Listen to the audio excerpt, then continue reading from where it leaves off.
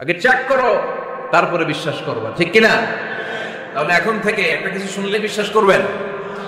একজন এসে বলল, ভাইজান আপনার মেয়েরা দেখলাম আরেক ছেলের সাথে বাজারে ঘোরাফেরা করে, ওই রমনার বটমূলে দেখলাম আপনার মেয়ে আরেক ছেলের নিয়ে ফষ্টি নষ্টি করে, লোকের কথা বিশ্বাস করে বাসায় যে মেয়ের চুলের মধ্যে ধরে মাইর, আইজো মায়ের কাইলো মাইর। এরকম হতে পারে না? হয়তো ওই লোক আপনার মেয়ের মতো দেখতে আরেক মেয়েকে দেখছিল। এরকম হয় কিনা সমাজে? একজন এসে বললো, ভাই আপনি এখানে ভাবিরও তো দেখলাম ওই জায়গায় আরেক লোকের সাথে ঘোরাফেরা করতেছে, খবর রাখেন না বাসা? আপনি দেখে বেঁকে ঘটনা কি আমার খেয়ে আমার পরে আরেকজনের সাথে, যে এই বাড়িতে যে মায়ের কোনো কথা নেই। দেখবেন যে ছোট্ট মারামারি থেকে এই ঘটনা অনেক সময় বিচ্ছেদ বা ডিভোর্স পর্যন্ত গড়ায়, ঠিক কিনা? ওই যে শোনা কথায় কান দিচ্ছে, ফাতাবাইয়ুন, আপনি চেক করেন নাই। হয়তো আপনার স্ত্রীর মতো দেখতে বা আপনার স্ত্রী যে জামা পরে, যে পোশাক পরে, এরকম পোশাক পরে আরেক নারীকে দেখছে, আপনার বউ না এটা। আপনার মেয়ের ব্যাপারে যে তথ্য দিয়েছে এটা সঠিক নয়, সে আপনার মেয়ের মতো আরেকটা মেয়েকে দেখেছে, এসে আপনার কাছে বলে দিচ্ছে, আপনি বিশ্বাস করছেন। ভেজাল আছে না নাই? এই ভেজালগুলোকে থামানোর জন্য কোরআনে এই বিধানগুলো নাজিল করেছে কে? তাহলে ফরিদপুরের ভাইয়েরা, সমাজটাকে সুন্দর রাখার তথ্য একটা শুনলেই বিশ্বাস করবেন না। সিলে কান নিয়ে গেছে শুনলেই সিলের পিছনে দৌড়, নাকি? কি করবেন? আগে কানে হাত দিয়ে একটু দেখবো কান দুইটা আছে না নাই, তারপরে চিলের পিছনে দৌড়াবো। তাহলে এখন থেকে আমরা তথ্য একটা শুনলেই বিশ্বাস করব। তাহলে কি করবেন? বলতে হবে কি করবেন? যাচাই বাছাই, জাস্টিফিকেশন অফ দ্য নিউজ। কোন নিউজ জাস্টিফিকেশন ছাড়া আমরা প্রচার করব, বিশ্বাস করব, শেয়ার করব না। আল্লাহ বললেন, ইয়া আইয়ুহাল্লাযীনা আমানু লা ইয়াসখারু কওমুম মিন কওম। ওহে আমার ঈমানদার বান্দারা, শোনো শোনো, খবরদার কখনো কোনো মুমিন বান্দারে ঠাট্টা করো না, অবজ্ঞা করো না, ঠাট্টা করো না। তার মনে কষ্ট পায় এমন কোনো কথা তারে বলো না। নেভার স্কপ অফ এনিবডি, কাউকে নিয়ে ঠাট্টা করবেন না। তার দেহ নিয়ে, তার আকৃতি নিয়ে, তার বংশ নিয়ে। এক লোকের বাবা ছিল চোর, কিন্তু তার ছেলে অনেক ভালো। আপনি কি তারা বলতে পারবেন তুই চোরের ঘরের চোর? বলতে পারবেন? চুরি করছে বাবা, ওর কি দোষ? কথা বলেন। এগুলো কবিরা গুনাহ। আওয়াজ করে বলেন, তুই কি গুনাহ? কবিরা গুনাহ। কারো আকৃতি নিয়ে, আমার ফরিদপুরের কলেজের টুকরা যুবক ভাইরা, কারো আকৃতি নিয়ে কখনো অবজ্ঞা করবে না, তুচ্ছ জ্ঞান করবে না। এটা কবিরা গুনাহ, এটা আল্লাহ খুব অপছন্দ করেন। এর কারণ আকৃতিটা আমাদের হাতে নেই। আমাদের কারো নাক লম্বা, কারো খাটো, আমরা কেউ কালো, কেউ সাদা, আমরা কেউ স্মার্ট, কেউ অন্যরকম। তো এই যে আমাদের এক এক ধরনের আকৃতি, এটা কি আমি বানাইছি? আপনি বানাইছেন? দিছে কে? এই জন্য কারো দেহের গঠন নিয়ে যদি আপনি অবজ্ঞা করেন, এটা প্রক্ষান্তরে আপনি স্রষ্টাকে নিয়ে অবজ্ঞা করবেন। কারো দেহের আকৃতি নিয়ে যদি আপনি তুচ্ছ করেন, তাকে তুচ্ছ করেননি, আমার রবকে আপনি তুচ্ছ করেছেন। চিল্লায় বলেন ঠিক কিনা? খবরদার, তুই কালু, তুই লম্বু, তুই মোটু, তুই কানা, তুই রোহিঙ্গা, আছে না নাই? ইদানিং ইদানিং এটা খুব চলে। এই রোহিঙ্গা নামটা আছে না? ফরিদপুরে এগুলো ঢুকে নাই না? আমাদের ওইদিকে দেখি কি অবস্থা, কারোর সাথে কেউ লাগলে তুই রোহিঙ্গা।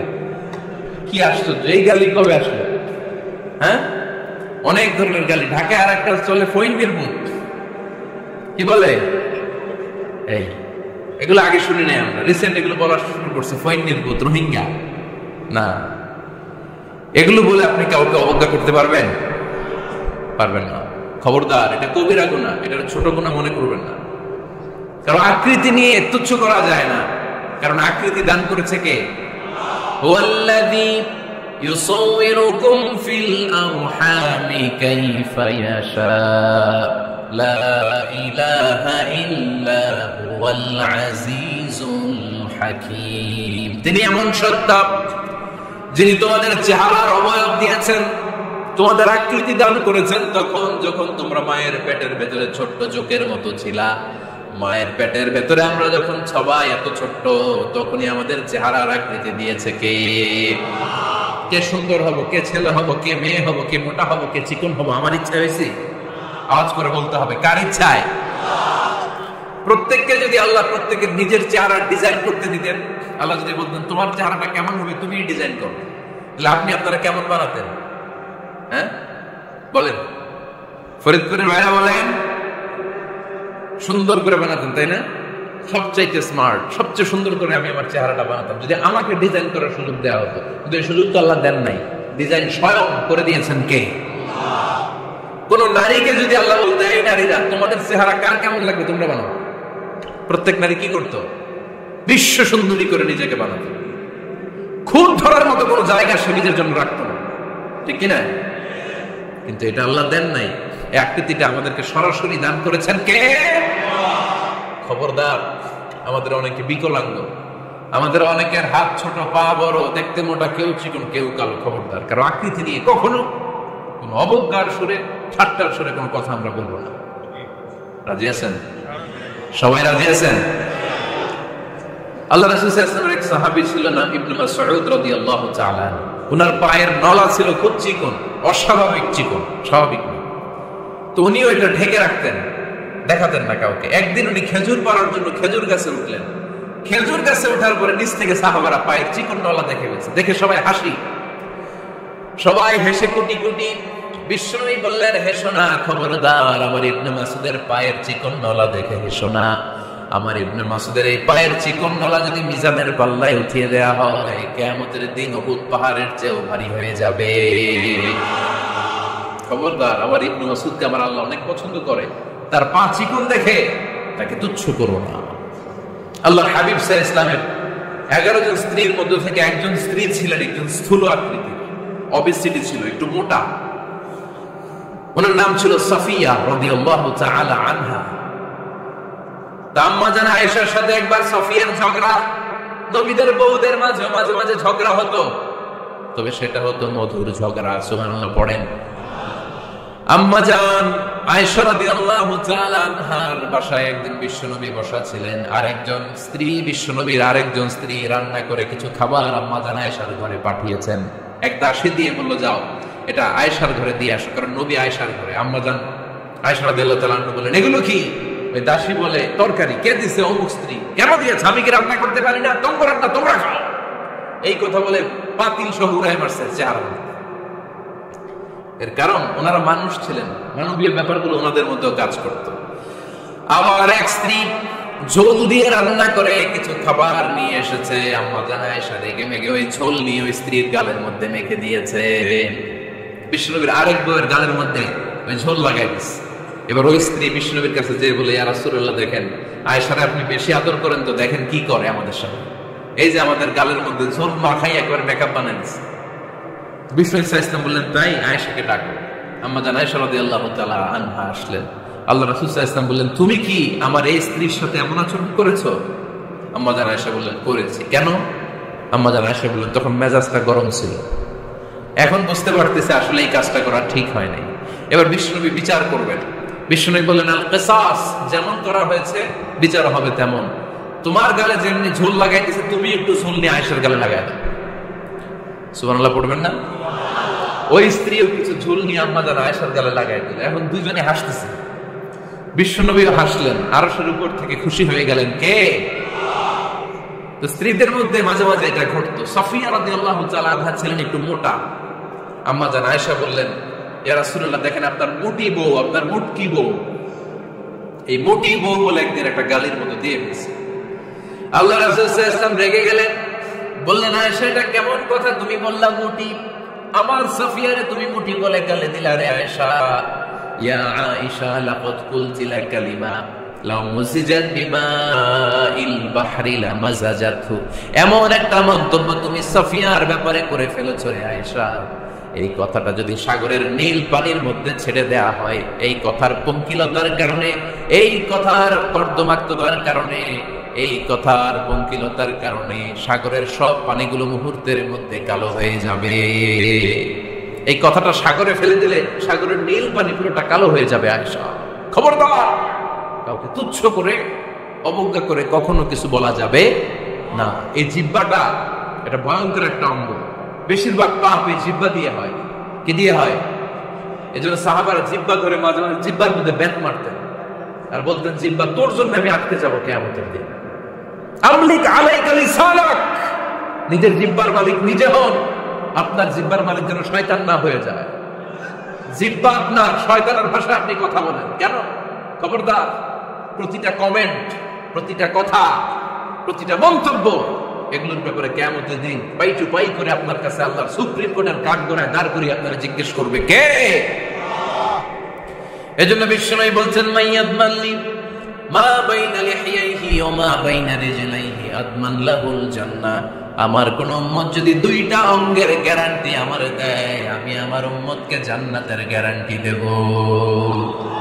দুইটা অঙ্গের একটা হলো জিহ্বা আর একটা লজ্জাস্থান।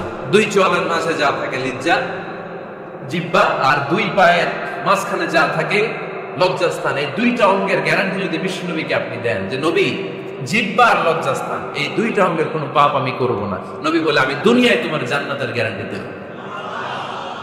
এজন্য জিহ্বাটারে সামলান, যা মনে চায় বললেন। খবর আছে না নাই? খবর আছে। মা ইয়ালফিযু মিন কাওলিন ইল্লা লাদাইহি রাকীবুন আতীদ। যা মুখ দিয়ে বের হয় লিখে রাখার জন্য দুইজন ফেরেশতা রেডি করে রেখেছে কে? চিল্লায় বলেন। যতদিন আমরা বেঁচে থাকবো ততদিন থাকবে আমাদের কাঁধে। আমরা মরে যাবো, এই ফেরেশতারা উড়াল দিবে, ঠিক কিনা? দুই কান্দে জিত ছিল যে তোমার দুইজনা পাহারা, তোমারে একলা থইয়া পালাইছে তাহারা। তোমার আট কুঠুরি নয় দরজা বন্ধ, এবার বলো রে হলো মুখে আল্লাহ রাসূল সবে বলো, ও মুখে আল্লাহ রাসূল সবে বলো। দুয়ারে আইসাছে পালকি নাই হরি গাও তোলো রে তোলো, মুখে আল্লাহ রাসূল সবে বলো, ঠিক না? এজন্য সাবধান। আমলিক আলাইকা লিসানাক, নিজের জিহ্বার মালিক নিজে হন। মন যা চায় মুমিন তখন ইচ্ছা মতো মন মতো কোনো মন্তব্য ছুটতে পারে না। বিশ্বাসী বলে যদি নিজেকে দাবি করে, নিজের জিহ্বার মালিক নিজে থাকার দরকার আছে না নাই?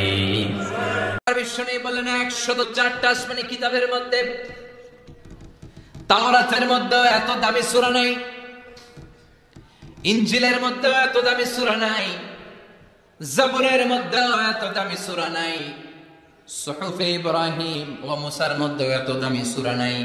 যে দামি সূরাটা আল্লাহ আমাকে দান করেছে, ওই দামি সূরাটা হলো, সবাই পড়েন, আলহামদুলিল্লাহি রাব্বিল আলামিন আর রহমানির রহিম মালিকি ইয়াউমিদ্দিন ইয়্যাকা না'বুদু ওয়া ইয়্যাকা নাস্তাঈন ইহদিনাস সিরাতাল মুস্তাকিম সিরাতাল লাযীনা আন'আমতা আলাইহিম গায়রিল মাগদুবি আলাইহিম ওয়ালাদ-দাল্লিন। চিল্লায়ে পড়েন আমিন। এই সূরাটা এত দামি সূরা, এই সূরার মতো সূরা কোন আসমানি কিতাবের মধ্যে আল্লাহ নাযিল করে। এই সূরাটা মাত্র 7টা আয়াত নিয়ে গঠিত। সবাই বলেন কয়টা আয়াত? মুখস্থ আছে না? মাত্র 7টা আয়াত। এই সূরাটা অনেকটা অভিনন্দন পত্রের মতো, ওয়েলকামিং লেটার।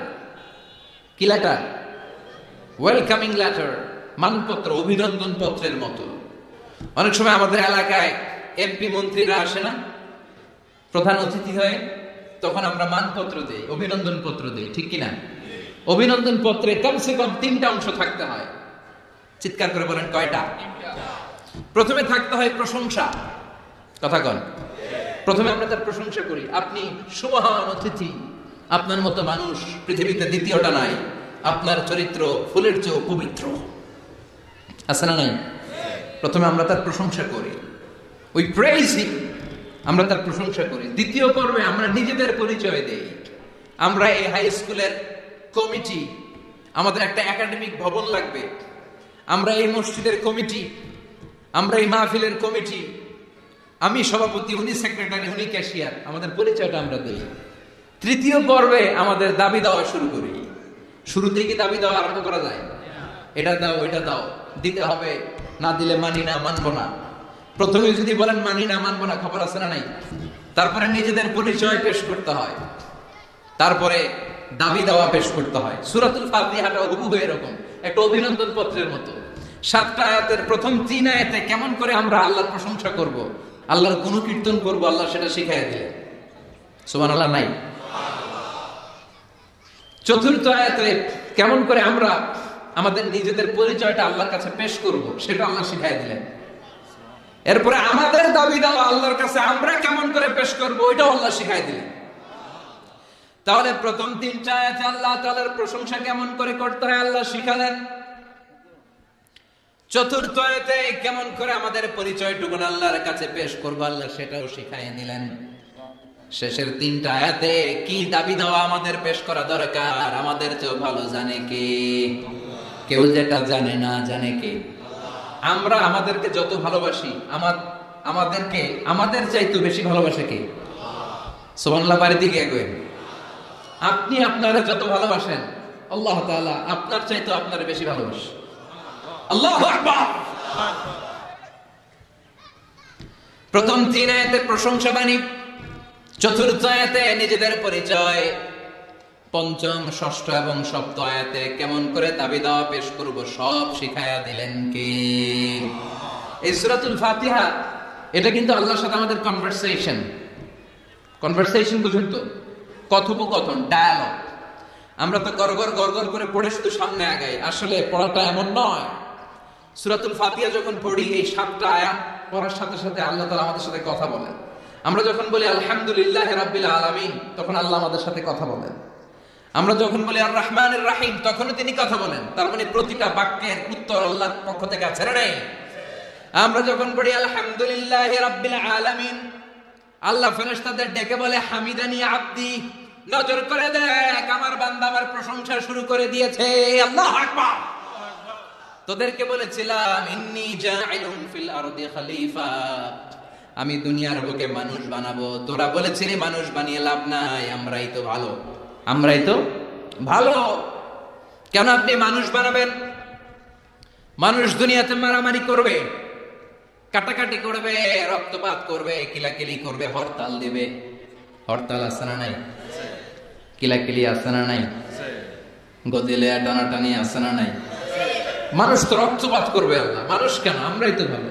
আল্লাহ বলেছিলেন ইন্নী আ'লামু মা লা তা'লামুন, আমি যেটা জানি তোরা সেটা জানিস না। চিৎকার করে বলেন ঠিক কিনা? তো ফেরেশতাদেরকে দেখানোর জন্য আল্লাহ বলবেন হামিদানি আব্দি, দেখ তোরা মানুষ বানাতে নিষেধ করেছিলি, নজর করে দেখ আমার বান্দা আমার প্রশংসা গাওয়া শুরু করে দিয়েছে। এরপর আমরা যখন বলি আর রহমানির রহিম, আপনি দয়ালু, আপনি মেহেরবান, আল্লাহ বলে নজর করে দেখ আসনা আলাইয়া আবদি, আমার বান্দা আমার গুণকীর্তন করা শুরু করেছে। আমরা যখন পড়ি মালিক ইয়াউমিদ্দিন, আল্লাহর সাথে সাথে বলে দেয় মাজ্জাদানি আবদি, আমার বান্দা আমার মর্যাদার বর্ণনা দিয়েছে। সুবহানাল্লাহ। এরপর আমরা যখন বলি ইয়াকা না'বুদু ওয়া ইয়াকা নাস্তাঈন, আল্লাহ বলে হাযা বাইনি ওয়া বাইনা আবদি, এই কথাটা আমার আর আমার বান্দার সাথে সম্পৃক্ত, এটা আমার আর আমার গোলামের ব্যাপার। এত চমৎকার কথা আমার বান্দা বলেছে, আমি আমার বান্দার উপর এত খুশি হয়েছি, এখন আমার বান্দা আমার কাছে যা চাইবে তাই দিয়ে দেব। এভাবে কনভারসেশন হয়। আমরাও বলি, আল্লাহও বলে। আমরা বলি উনি শুনেন, উনি বললে আমরা শুনি। এরকম একটা ফিলিংস আমাদের অন্তরের ভেতরে থাকার দরকার আছে না নাই? 7টা বাক্য, শুধুমাত্র কেবলমাত্র কয়টা বাক্য? চিল্লায় বলেন। সালাতের মধ্যে আমাদের অনেকের মনোযোগ থাকে না, এরকম একটা অভিযোগ অনেকের আছে না নাই? যে হুজুর অনেক চেষ্টা করে মনটারে ধরে রাখতে পারি না, মন একবার এদিকে যায়, আরেকবার ওদিকে যায়, একবার ডানে একটা বায়ে। মনকে আরবিতে বলে কলব। চিল্লায় বলেন মনকে আরবিতে কি বলে?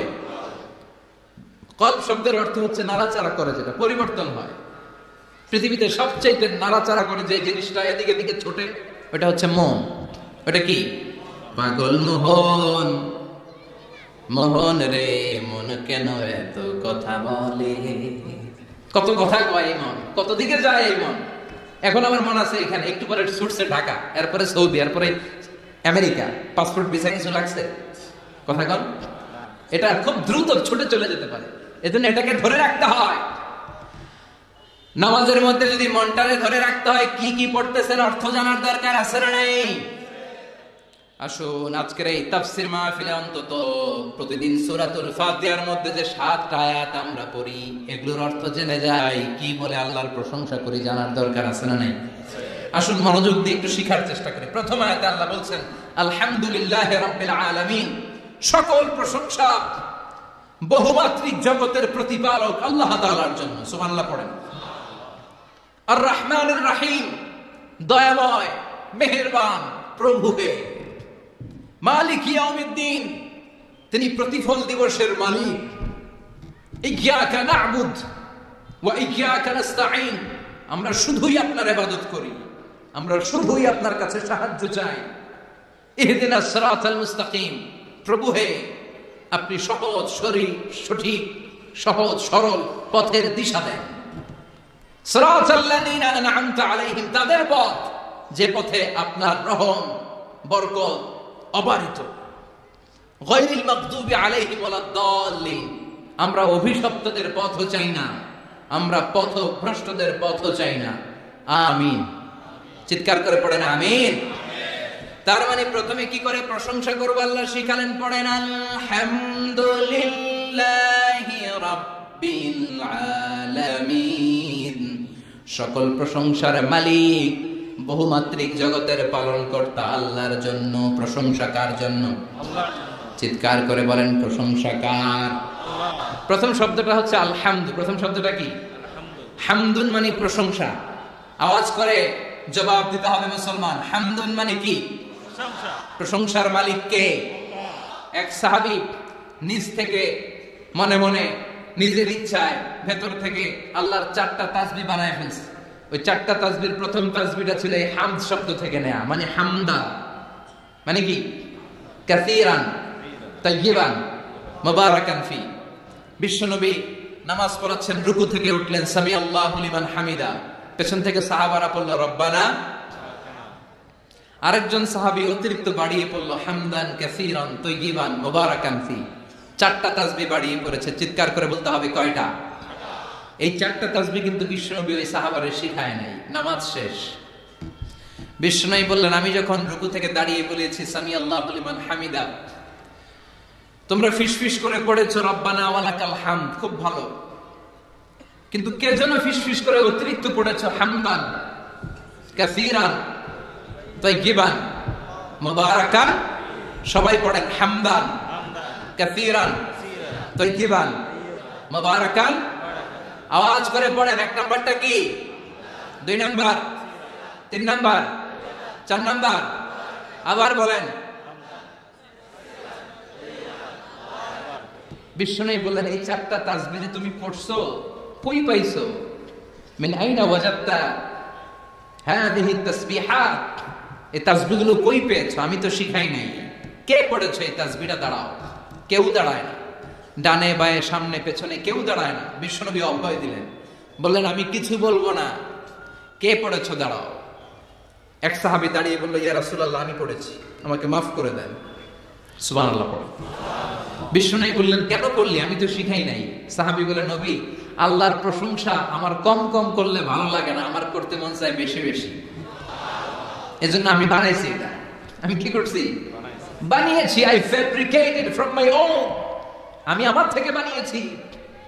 ও নবী আপনি তো শিখান নাই, আবু বকরও শিখায় নাই, ওমর ফারুকও শিখায় নাই, দুনিয়ার কেউ এই 4টা তাসবিহ আমারে শিখায় নাই।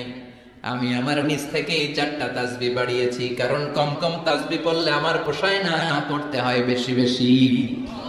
বিশ্বনবী বললেন সাহাবী ভয় পাস নে, চিন্তা করিস নে, তুই যে 4টা তাসবিহ অতিরিক্ত বানিয়ে পড়েছিস, তোর এই 4টা তাসবিহতে যে সওয়াব হয়েছে, এই সওয়াবগুলোকে নিয়ে বিদউ ওয়া সালাসুনা মালাইকা, 30-এরও বেশি ফেরেশতা এই 4টা তাসবিহর সওয়াবটা 30 জনেরও বেশি ফেরেশতা কে কার আগে আল্লাহর আরশে পৌঁছে দিবে এটা নিয়ে ফেরেশতারা আকাশে প্রতিযোগিতা করছিল। এজন্য সব সময় প্রশংসা করতে হবে একজনের। চিৎকার করে বলেন তিনি কে? আজীবন যদি প্রশংসা করি, আল্লাহর প্রশংসা করে শেষ করা যাবে? কথা বলেন, আরো জোরে বলেন।